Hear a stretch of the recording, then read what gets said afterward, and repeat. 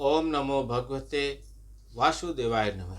नमस्कार, मैं ज्योतिषाचार्य वरुण प्रकाश ज्योतिष के आज के संस्करण में आपका स्वागत करता हूँ। जब 29 मार्च को शनिदेव अपनी राशि कुंभ राशि से निकलकर बृहस्पति की राशि मीन में गोचर करेंगे, तो उसी समय मेष राशि पर शनि की साढ़े साती का प्रथम चरण चालू हो जाएगा। अब साढ़े साती है, शनिदेव है, 2.5 साल तक तो आपके ऊपर उनका प्रभाव रहेगा। एक राशि पे 2.5 साल रहते हैं। मीन राशि पे प्रभाव पड़ेगा, कुंभ राशि का अंतिम चरण, मीन राशि का द्वितीय चरण, मेष राशि का प्रथम चरण, सब पे कुछ न कुछ प्रभाव तो पड़ेगा। बाकी राशियों पर भी प्रभाव पड़ेगा, ये मत समझिएगा किसी पर ढैया चलेगी, कोई राशि ढैया से मुक्त होगी। जिन राशियों पर कुछ नहीं है उन पे भी प्रभाव पड़ेगा। अच्छा या बुरा, यह आपकी कुंडली पर शनिदेव की स्थिति कैसी है इसके देखने पर ही पता चलेगा। शनिदेव चांदी के पाए पे होंगे, लेकिन आपको लाभ मिलेगा यह आपके कुंडली में शनि की स्थिति पर ही निर्भर करता है। तो जब मेष राशि पर शनि की साढ़े साती की शुरुआत होगी तो कैसा रहेगा मेष राशि वालों का 2025,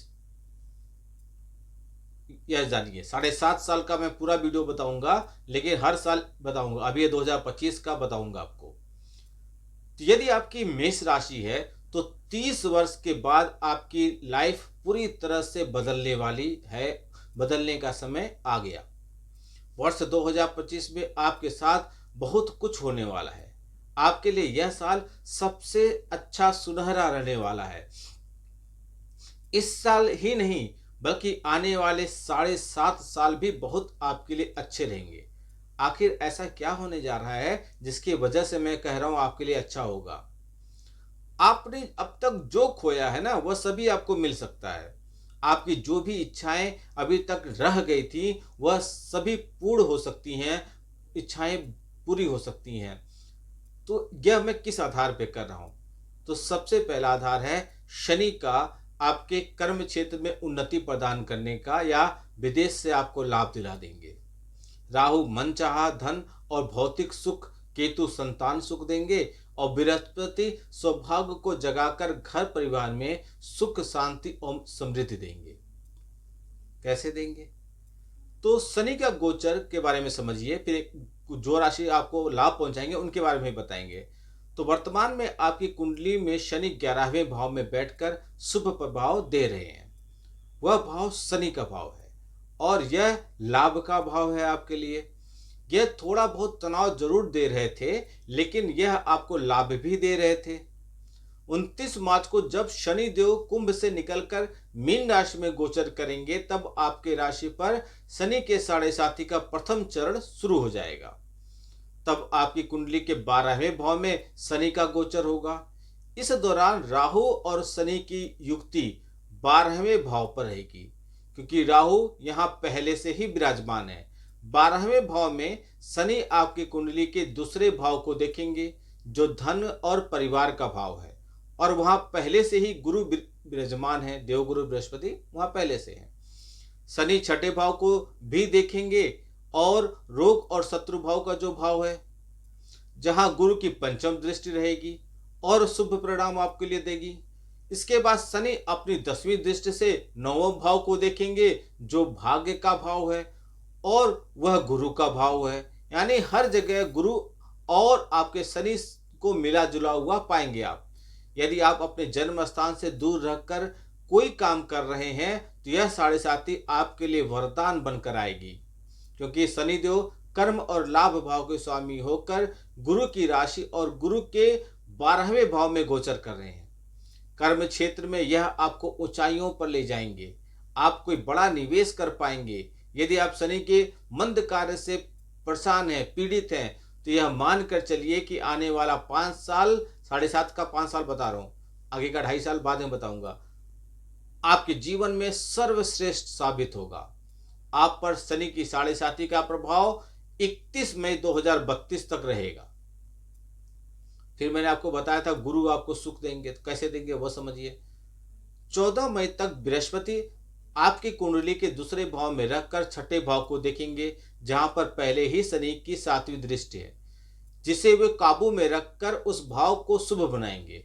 गुरु की बात कोई टाल ही नहीं सकता। गुरु अपनी नवम दृष्टि से कर्म भाव यानी कि 10वें भाव को देखेंगे, जो आपके कार्य क्षेत्र में सफलता दिलाएगी।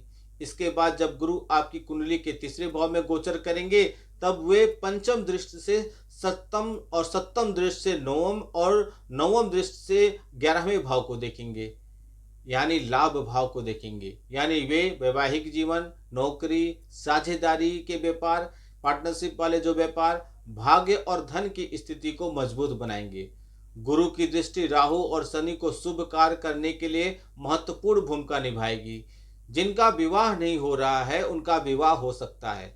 दाम्पत्य जीवन के लिए 2025 सबसे शानदार रहेगा। जिनका भाग्य सोया हुआ है तो उनका भाग्य उठ खाएगा, जागृत हो जाएगा, और वह आपके भाग्य को जागृत करने से तो मतलब जागृत करके काया काया ही बदल देंगे। मतलब काया जिसको पलट बोलते हैं, काया पलट हो जाएगा, ऐसा हो जाएगा।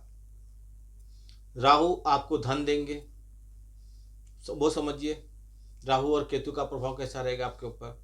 18 मई को जब राहु आपकी कुंडली के 11वें भाव यानी कि धन भाव में गोचर करेंगे तो यह शानदार फल देंगे, क्योंकि शनि के घर में बैठा राहु और बृहस्पति की दृष्टि से युक्त राहु जातक को धन, सुख, शांति प्रदान करते हैं। दूसरी ओर पंचम भाव में बैठे केतु संतान सुख के साथ शिक्षा, परिवार में भी शुभ परिणाम आपको देंगे।